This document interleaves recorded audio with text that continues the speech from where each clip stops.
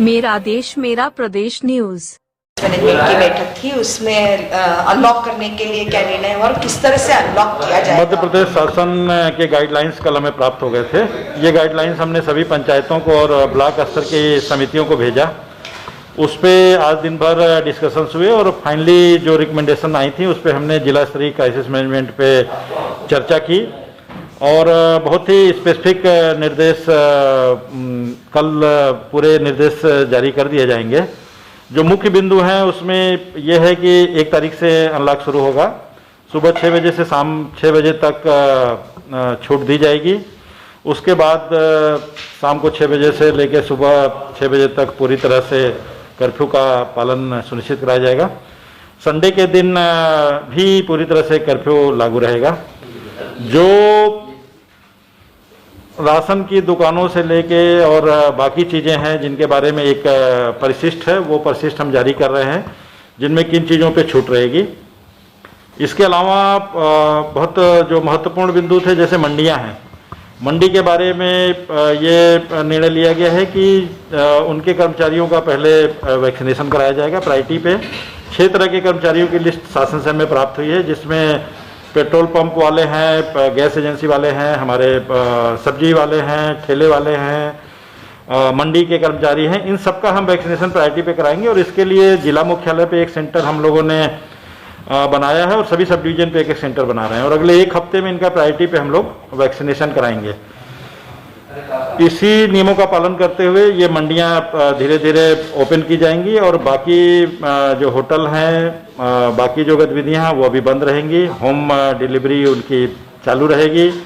Banking सुविधाएं भी हम लोगों को प्रदान करेंगे, लेकिन वहाँ पे टोकन सिस्टम रहेगा, उनको गोले लगाने होंगे। दुकानों पे नो मास्क नो सर्विस लागू रहेगा।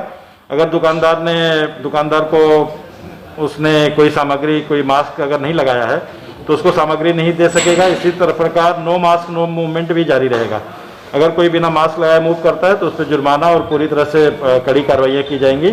तो कोविड से जुड़ी हुई जो बिहेवियर है उस पर पालन करने पे शासन का विशेष जोर है और जो भी इसका उल्लंघन करते पाया जाएगा उस पर पहले से भी ज़्यादा कड़ी कार्रवाई की जाएगी। पूरा शासन का ये प्रयास है कि सोशल डिस्टेंसिंग, मास्क और इन सब का पालन करते हुए व्यावसायिक गतिविधियां भी चालू हों, लेकिन किसी प्रकार से कोरोना का संक्रमण बढ़ने ना पाए। व्यावसायिक गतिविधियों में सभी व्यावसायिक गतिविधियां चालू रहेंगी। व्यावसायिक गतिविधियां हमने लिस्टेड कर दी हैं। 16 तरह की गतिविधियां हैं जिनको हम कल लिस्ट जारी कर देंगे। जैसा हमने बताया आपको कि राशन है, किराना की दुकान है, सब्जी की जो थोक मार्केट है वो केवल 2 दिन खुलेगा।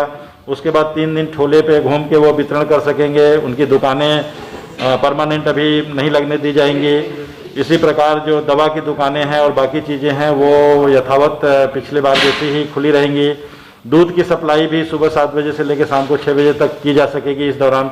तो इस दौरान बाकी गतिविधियां चालू रहेंगी, लेकिन होटल व्यवसाय और इस तरह की चीज़ें जो हैं उन पे अभी भी रोक है और उसको फेज्ड मैनर में हर हफ्ते हम सैटरडे को बैठक करेंगे और उसकी पुनः मॉनिटरिंग होगी और किस प्रकार का संक्रमण कंट्रोल है। अगर कंट्रोल रहेगा तो धीरे धीरे और भी गतिविधियां इसमें चालू होती जाएंगी। शराब की दुकानें भी खुलेंगी। शराब की दुकानों के बारे में अभी जैसा क्राइसिस मैनेजमेंट में बात आई है कि पहले ग्रामीण क्षेत्र की खोली जाए और उसके बाद 1 आध दिन को इसकी व्यवस्थाओं को देखते हुए अगर भीड़ कंट्रोल रहती है और पूरी तरह से व्यवस्थित उस पर नियमों का पालन होता है तो पूरी दुकानें इसकी खोल दी जाएंगी।